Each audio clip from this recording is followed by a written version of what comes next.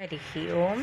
చిన్నప్పుడు పిల్లవాడికి అక్షరాభ్యాసం చేయించాక బలపంతో పలక మీద కానీ గళ్ళ బుక్లో పెన్సిల్తో కానీ ఆల్ని దిద్దిస్తాం, లేదా ఆల్ఫాబెట్స్లో ఏని మన గుప్పిటిలో పిల్లవాడి గుప్పిటిని పట్టుకొని వాడి గుప్పిటిలో పెన్సిల్ లేదా బలపాన్ని ఉంచి మనం దిద్దిస్తాం.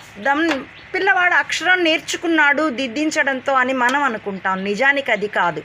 కండరాల కదలికని ఎలా కదిపితే ఆ అన్న ఆకృతి లేదా ఏ అన్న ఆకృతి దిద్దుకుంటుందో, రూపొందుతుందో, పిల్లవాడిని కండరాలు మన కండరాల్లో కదపడం రీత్యా తెలుసుకుంటాడు. అనుభవంతో ఆ అన్న ఆకృతి ఎలా ఏర్పడుతుందో తెలుసుకుంటాడు.